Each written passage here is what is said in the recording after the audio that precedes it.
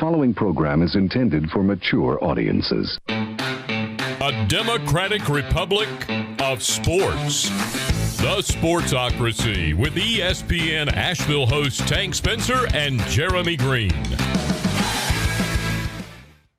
The Indianapolis Colts have Carson Wentz. They have now reunited Frank Reich and Carson Wentz, and those who are on the rosier side of this whole Carson Wentz thing are, me too, that the Philadelphia Eagles just couldn't give Carson Wentz what he needed to be successful. There were too many injuries. He didn't have the weapons. His offensive line was murdered by injuries, and therefore he couldn't hold on to the football, couldn't be accurate, was always running for his life. Those are all things that are shored up now with the Indianapolis Colts. They have one of the best offensive lines in the NFL. They have young weapons. Whether or not they're healthy is a big question mark. T.Y. Hilton needs a bounce back. Michael Pittman came on at the end of last year. We expect him to be really good. He was one of the guys that Jeremy fell in love with in the draft last year. Paris Campbell can't stay on the field.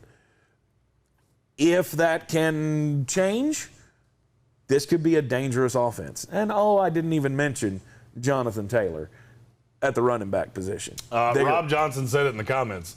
There is a path that Wentz gets back to former form. Mm-hmm. Jonathan Taylor has a Derrick Henry-level season, and the Colts win the division.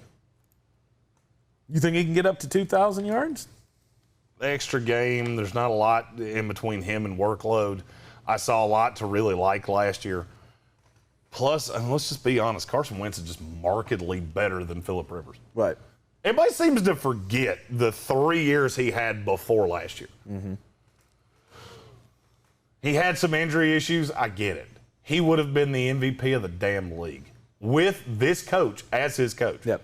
Which is why best case scenario for the Colts, reunited, and it feels so good.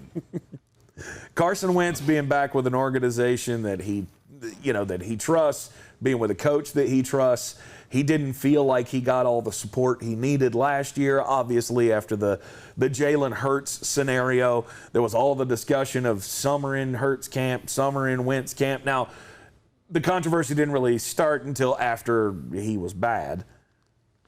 So it wasn't like it was an immediate thing, but those discussions started really early last year. And I think that's got a lot to do with his mental state and his ability to play the game of football. I've always seen Carson Wentz as a very emotional creature.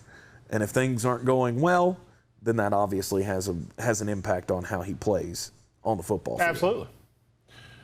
I just think being in a more stable organization, because let's face it, the Eagles right now are a fucking dumpster fire.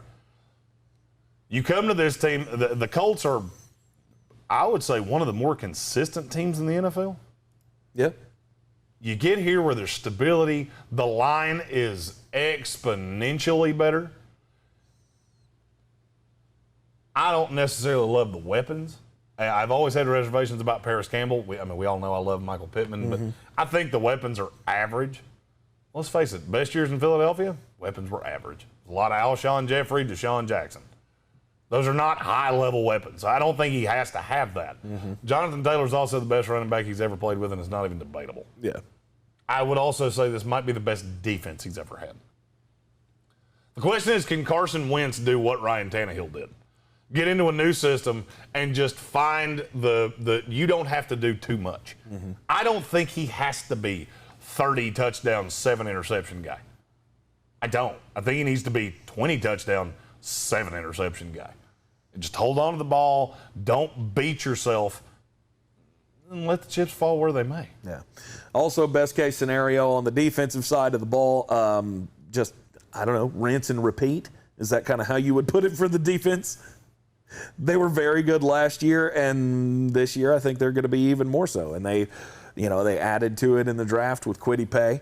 I know he wasn't your favorite, but I just don't know where he plays. I still don't know where he plays. There's a lot of, but I like him on this defense. You put that much talent around the guy. I mean, I get DeForest Buckner and Darius Leonard around me. Okay. Because you're not going to be able to focus on me at any given time. Right. So of all the places he could go, that's where I had him the entire time, and that's where I liked him the best. At the end of the day, I refuse to believe that this team is not better with Carson Wentz than Phillip Rivers. I think the defense is still consistent. And I don't think the schedule did you too many disservices. I mean, it'll be really honest. The last 4 games of the year, you played New England, at Arizona, the Raiders, and at the Jaguars. It was all winnable games. That's 3 wins at the very least, I believe. You get New England coming off you're coming off a bye, and you get, I'm fine with that. You're either going to be playing against Mac Jones or Cam Newton. I like your chances. It is going to be a pretty rough start for them in this year, though. They start off with Seattle, and Seattle's always a tough team to play against. I like them a lot against Seattle. But they're playing at home. And then you got L.A., West Coast coming east.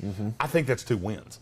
Okay. The problem for me is that then you go 4 out of 5 road games, Tennessee, Miami, Baltimore, San Francisco, with one little Houston Texan turd in the middle of that. Bye week. Yeah. Yeah. And then immediately after you come back from San Francisco, you got to play Tennessee. That's a hell of a first 7 games of the season. The challenges are laid before the Indianapolis Colts, no doubt, but I feel like they will be able to rise to the challenge. I think Carson Wentz being reunited with Frank Reich is the best thing that could have happened to him.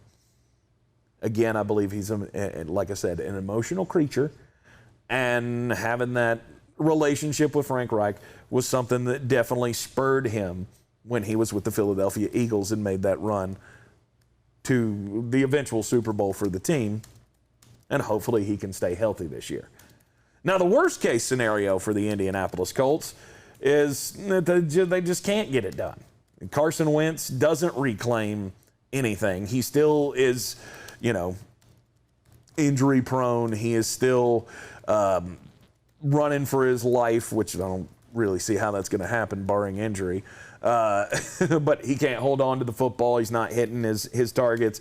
The targets don't ever really mature. Michael Pittman's the lone star out of this entire group, and you can't lean on offensive production on one man. Worst case scenario for the Indianapolis Colts, horses never get out of the barn. There is a path to that because I don't love T.Y. Hilton at this point. Paris Campbell stays hurt. The tight ends, I think, are fine. I like Jack Doyle. I like Mo Alley Cox. I think Jonathan Taylor is going to be very good. There is a path that the offense is just average. But even worst case scenario, the offense is average. I don't see a path that the defense isn't very good. Which is still good enough for 10 wins. 9.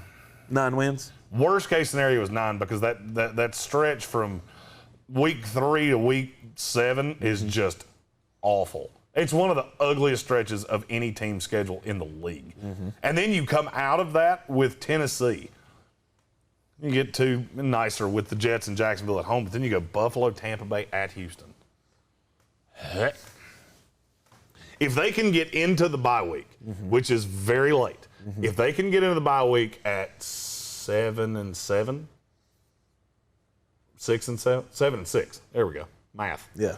If they can get if they pull into that at 7-6 or better, they'll make the playoffs. If they don't, they won't. Because again, those last 4 games, New England, Arizona, Las Vegas, Jacksonville, all, in my opinion, winnable games. The Cardinals obviously going to be the toughest matchup of those 4. The Indianapolis Colts are in for another good year. And again, they get the freebies. They got 4 freebie wins being in this division. Yep, those are the Jaguars and the Texans.